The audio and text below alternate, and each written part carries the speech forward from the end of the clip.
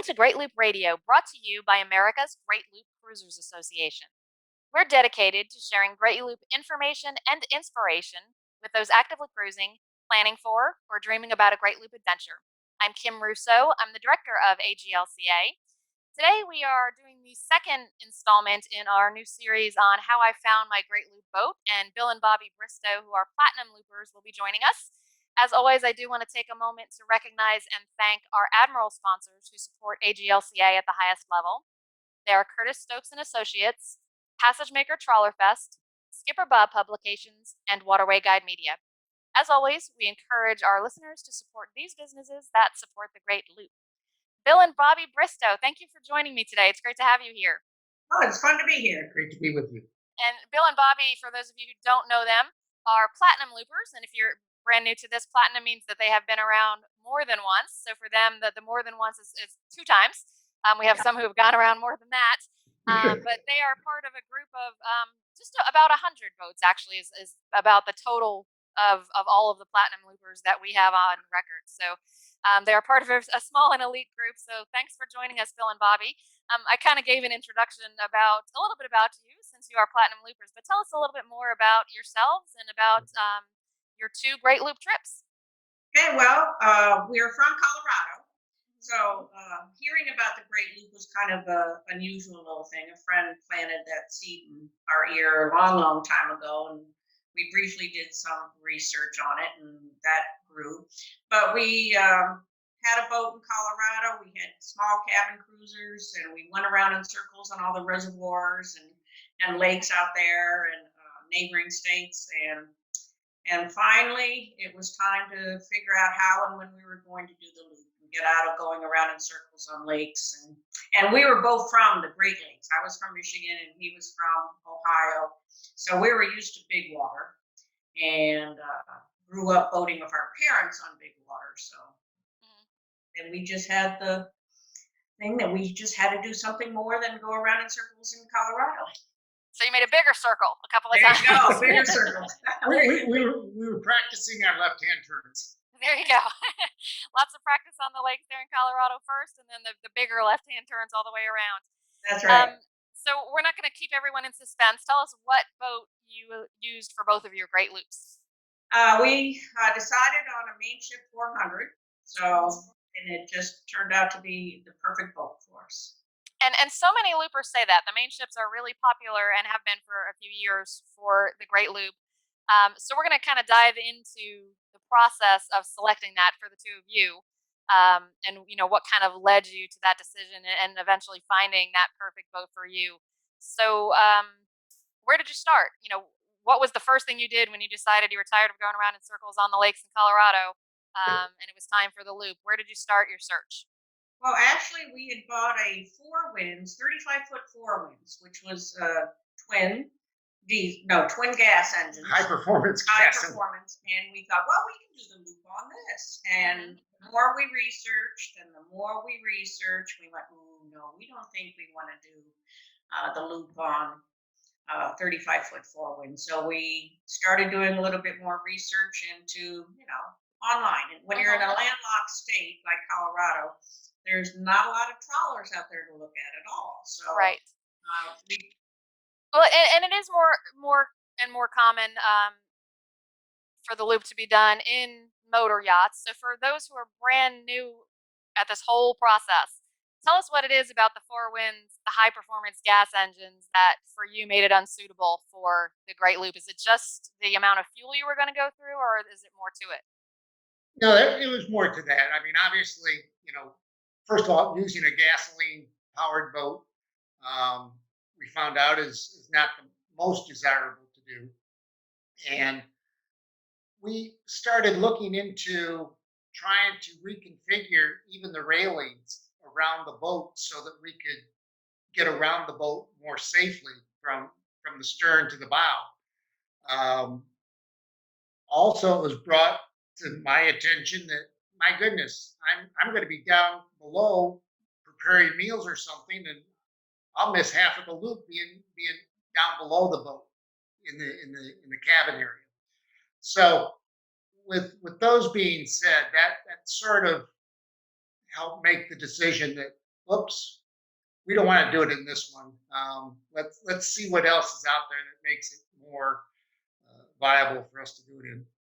And that's great information. So for you, it just wasn't suitable for the long term kind of live aboard lifestyle because of the features. So you went ahead and you made what you say was initially a very long list of features, and eventually had to narrow that down to just a few. So tell us what some of those features were on that initial list, and what you eliminated, and why you chose to eliminate some of those things. Well, one was we didn't want teak because we decided that teak was going to be maintenance, maintaining all that wood.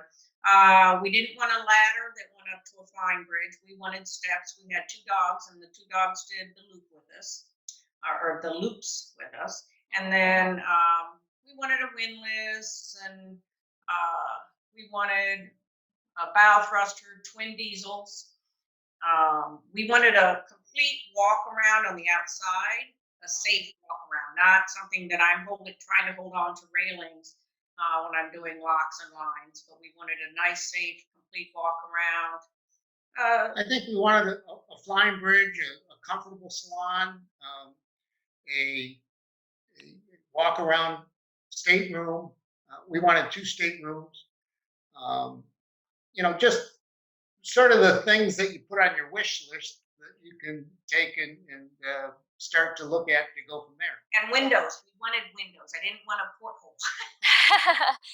Well, and as most folks who undertake this search for a great loop boat find out, lots of times it's a compromise. So you start with your big list of features, and sometimes have to whittle that down.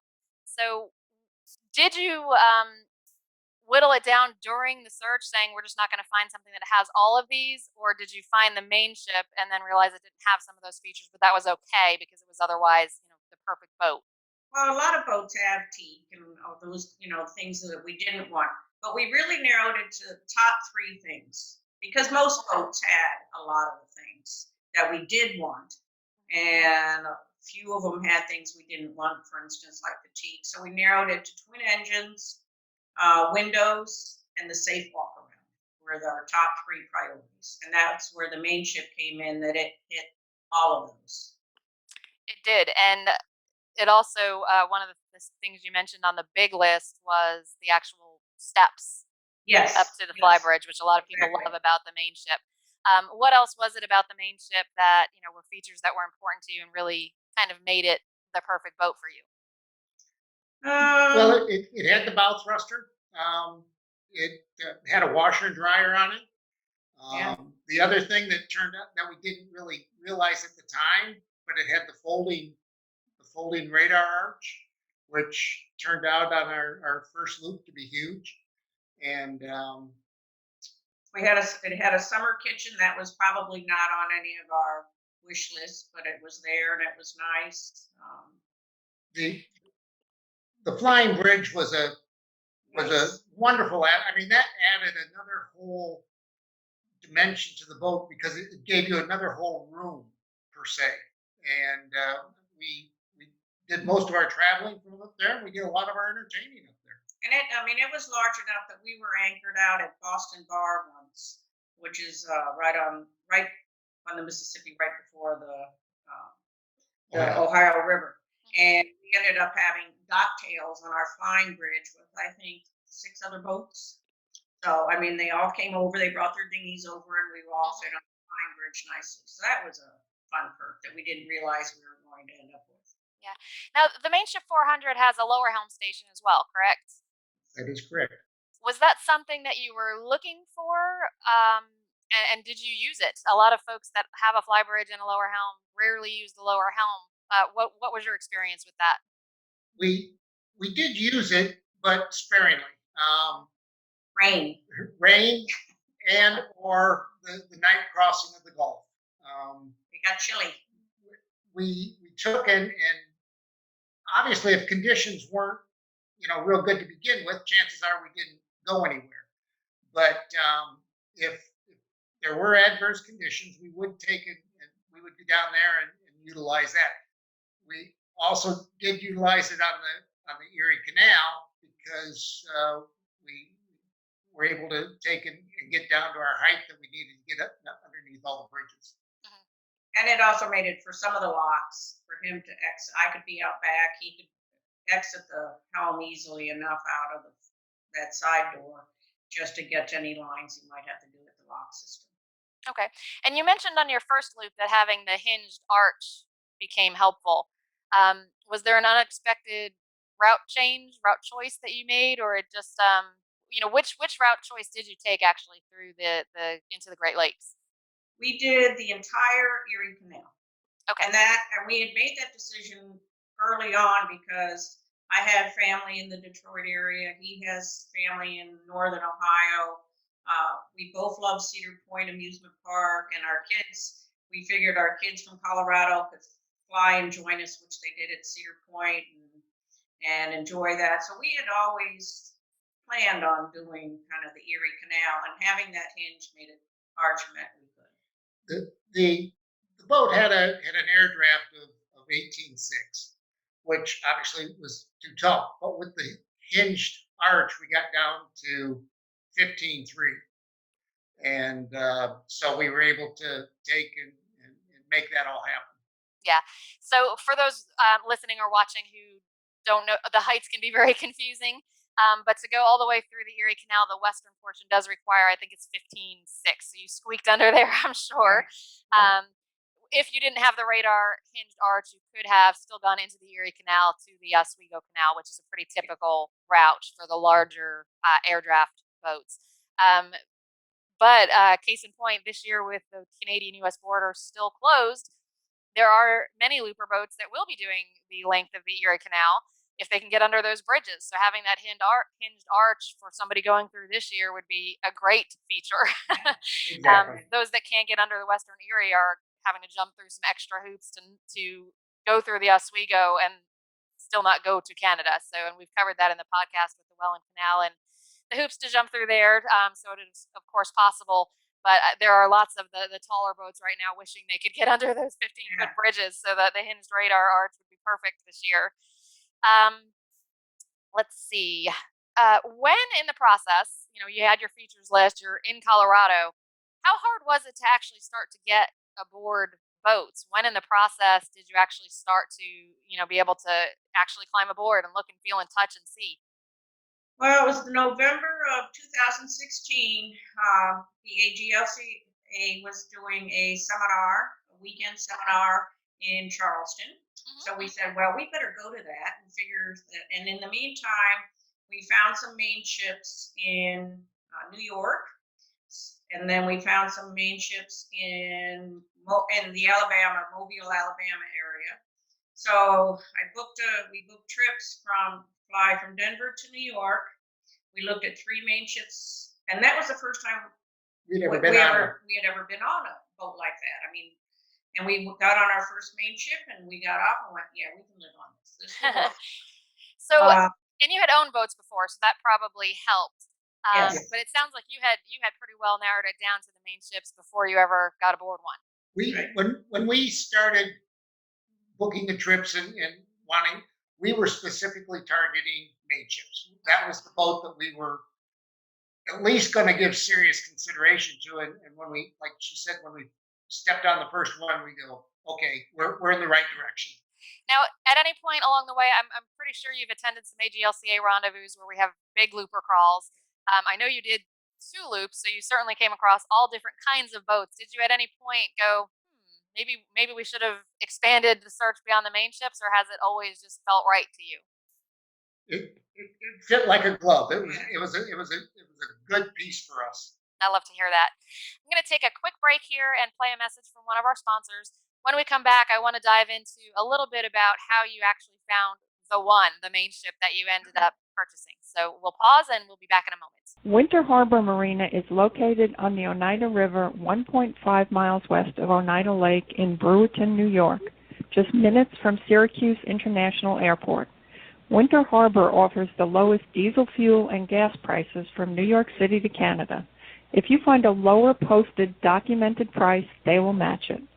Their amenities include complimentary courtesy vehicle, 24-hour pay-at-the-pump fueling, dockside water and cable TV, pristine bathrooms and showers, and emergency haul-out service.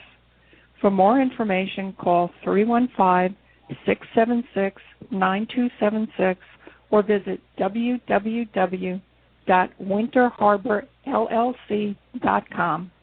Winter Harbor is a proud commander sponsor of AGLCA. We're back on Great Loop Radio. My guests today are Bobbie and Bill Bristow. They are platinum loopers, and they are sharing with us the story of how they found their Great Loop boat. And so we've talked about how you had fairly early in the search, I guess, zoomed in on the Mainships as being right for you. How did you go about actually finding the one? And I ask that in part because we know this is such a challenging market right now for buyers because the boats are selling so fast. So once you knew, and a lot of people probably don't know at the position that you were at that they want a Mainship. It may be a broader search, but you knew you wanted a Mainship. How did you end up finding the right Mainship for you? Well, we went from Colorado to New York, going back, and then we went to Charleston, and we flew out of Charleston and went to Mobile, Alabama. And we were supposed to look at two there, but because the one seller was moving his boat from Mobile to, to get ready to do the Gulf crossing, we ended up having to drive 3 hours to Panama City. We saw that boat, got back to Mobile in time to barely catch our flight out. We didn't get to see We didn't get to see the second boat in Mobile. Sitting in Atlanta airport, we looked at the spreadsheet we had prepared and ready and all our little notes and check marks, and from being in New York and we, by the time we got home, knew that we were going to put an offer on the Mainship that was in Florida at that time, that we saw in Mobile, Florida area. And from then from the middle of November until we closed on her finally the end of January. And that was just between the holidays and scheduling the survey and, getting everything in order and lined up. And we had a wonderful patient seller that worked with us. And so. And we get a lot of questions from members about whether they should engage a buyer's broker. Did you do that from the start? And in the end, did you use a broker at all for this process? We did not have a buyer's broker because we really didn't. We didn't start out with a buyer's broker. Right. We didn't know about it. Because we contacted the broker that was selling the boat to be able to look at it. And so no, on that particular purchase, we did not have. Michael said he would then represent us. Michael Ludwig, and I think his name was, said he would, and he was fair, but we did not have a separate buyer's broker Going into it. And he ended up taking and working the deal through with us. He did go ahead then and represent us to finish everything up and get everything going and through the surveys and all. And was that nerve-wracking in any way? You were using the seller's broker basically to represent both sides, and that happens a lot. So clearly it was something that you were comfortable with, but did you have any concerns there? We didn't know better, and so we felt very comfortable with making that decision. I think we had a good seller. I think there's a good broker involved for both. Obviously he has to walk a fine line between both ends of it, and I think obviously it worked well for everybody. I think. Yeah, excellent. So you used the Mainship for 2 full loops. Yes. But you no longer own her, correct? That's correct. Why did you decide to sell? Well, first of all, it was a great boat for 3.5, 4 years for us. And part of the situation was we still wanted to be able to venture out and go back and visit places and do things like that. And we've sort of decided that we had done the journey. Now we just wanted the adventure.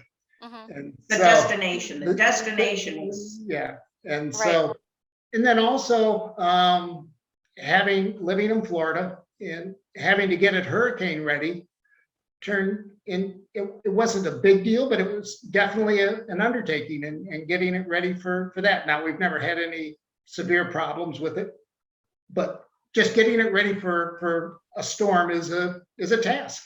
It is. And you're paying a lot for the insurance to keep it in Florida as well. Yeah. And we bought a trailer of a boat. We've Mm-hmm. replaced it with one we can put on the back of on a trailer in the back of the truck and go 70 miles an hour, and we can get to Kentucky lakes a little Mhm. quicker. Or if once Canada opens, go back up. We can go back up to the Great Lakes. We can just get there. It's that destination piece. Now that we know some of those destinations that are wonderful, we'd like Yeah. to do. What kind of, you said it's trailerable. What kind of boat did you buy? We got a Rossboro 246, Mm-hmm. and you know, a down east style trailable trawler, and it's something that we find out that we can live on for a week or two, not 4 years. And I was going to ask you that because there are loopers who have done the Yeah. loop in the Rossboro, Right, and well, been very happy doing so. And we all know this all boils down to everyone is different and to each their own. So for you, after looping in a Mainship 400, big boat, comfortable boat, you now have your Rossboro, but that was going to be my question. You wouldn't go back and loop again in the Rossboro for you. That would be too small. not the whole loop.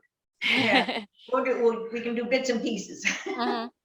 So when you went to sell the Mainship and to buy the Rossboro, did you use a broker for those transactions, or did you Yeah. continue? And what was the reason for the change there? Was it just because you had been through the process and saw where it could be useful?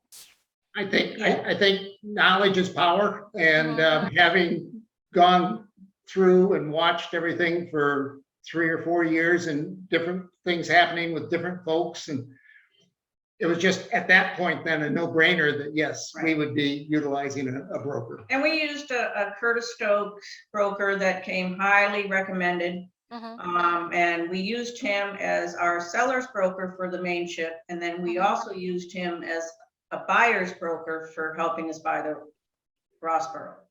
Gotcha. And so the broker's fees do come out of the seller typically pays the broker's fees. There's been a lot of chatter on our Facebook group about, brokers. And of course, in every profession, there are probably some very good and some questionable reputations. And there was a lot of chatter that the brokers really just don't do much for people. And I know that wasn't your experience. So, and if you want to tell us who the broker at Curtis Stokes and Associates was, Curtis is of course a gold, admiral, admiral level sponsor of AGLCA. Several of his brokers are gold loopers as well, so they understand the loops. So tell us, if you would, we never try to turn these into advertisements for our Right. sponsors, but I've kind of been taken a little bit aback by the backlash that there's been from some brokers on the Facebook group. So I'd love to hear your experiences. We use Michael Martin, and Michael is I guess known as sort of the looper expert for Curtis, and he did a marvelous job. He was out of Charleston, and I don't know how many trips he made down to Palm Coast Right. to work on getting the boat ready, and then also showings and that sort of thing. Very, very professional and very well communicated everything quite along the way. The other thing that we did do as the buyer's broker, we bought our Rossboro sight unseen, utilizing Michael. He took and did virtually all the legwork for us, and that was huge because we bought it during the pandemic. So our first eyeballs on it were he set up a Zoom meeting for us, and walked around the boat, and that's how we saw the boat. And So yeah, Michael Martin was the person, and yes, we would strongly recommend him for either end of a deal. he came recommended to us, and then we would recommend him. And he also he went to the survey, and we didn't, because we just weren't comfortable traveling. And he did the survey. He was at the survey for, and we couldn't have asked for anything better. So for those who kind of question, because the typical broker percentage is 10%. So for those who question whether it's really worth it to pay someone 10%, and you did do this as a seller, what are your thoughts on that? Best money invested. It really is a great peace of mind having somebody probably with more knowledge than at least us. Right. And, you know, what to look for, what to be wary of, taking in just another set of eyes and ears and just having it adds another sense of security for us. Right. And the right broker, of course, is important. But because there is such a misunderstanding about this, and 10% does sound like a pretty large number, but that is split between the two sides of the deal. Of course, most of the individual brokers are independent contractors working for a brokerage. So the brokerage gets a share of that. The independent contractor broker gets a share of that. And of course, they're incurring travel expenses, whether they're representing the buyer or the seller. The right broker for a looper will travel to preview the boats, as they did for Bobbie and Bill, so that you don't have to invest in the travel yourselves, whether it's because of COVID or otherwise. You know, several trips to the boat. It's just, I think it's a lot more involved than a lot of people realize.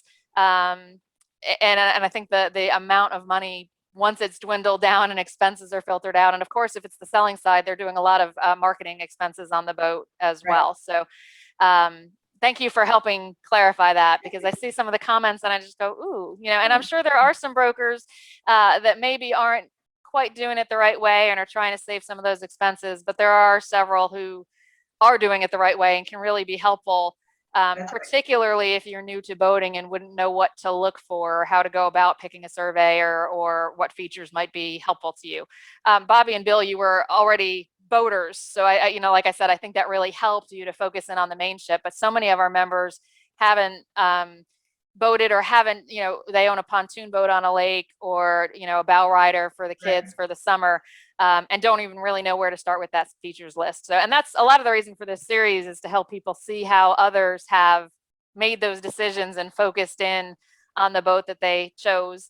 And I'm thrilled that you were happy with the Mainship, and we know a lot of loopers do sell after they have finished the loop, but I'm also thrilled that you are still in boating and trailering your Rossi to wherever you want her to be. Yes. Yeah.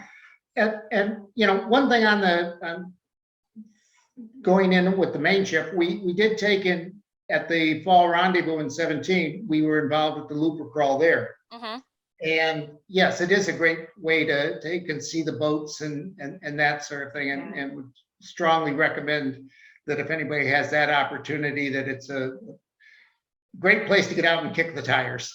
It absolutely is. And I will put out there, since you mentioned you attended Loopers Lifestyle in Charleston in 2016, that may have been the very first Looper Lifestyle we ever did, because the very first one was in Charleston. It may have been a year before that, but it was right around that time. But we are having finally our return to in-person events. So we do have a Looper Lifestyle coming up in Charleston, September 10th and 11th. The basic information and the agenda is on the greatloop.org website right now. And we'll be opening registration for that in June, I believe.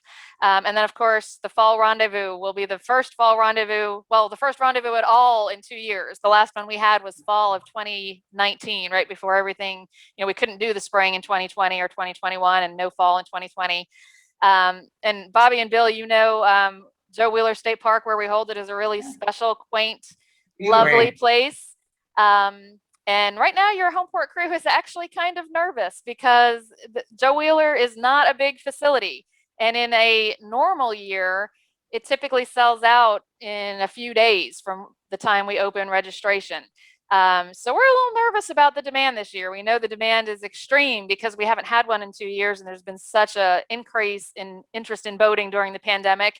So we are working on, you know, any changes we may make to the agenda or to registration, but we can't make Joe Wheeler any bigger than it is. So we're just trying to set the stage for folks. All members will basically, you know, have a shot at registration, but we know that we cannot meet the demand out there for the fall rendezvous, and we know we'll have some people disappointed. We have added a winter rendezvous this year. Well, actually, it'll be 2022. It's in January. In Fort Myers, which is going to be a fabulous event as well. And we'll be having a Gold Looper reunion as part of that. So if you two can attend that, that would be wonderful. But just to kind of set the stage for everyone, we're coming back to events, and it will be a challenge to get everything ramped up and, you know, get this bubble of demand through the resources we have available to us. So if you're early in the process, definitely consider the Looper Lifestyle coming to Charleston in September.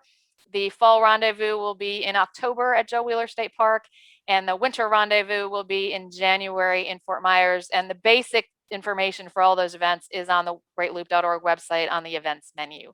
And as Bill and Bobbie said, the rendezvous are great places to see lots of boats where loopers are living aboard, and you can ask them your questions and find out what features they like or don't like.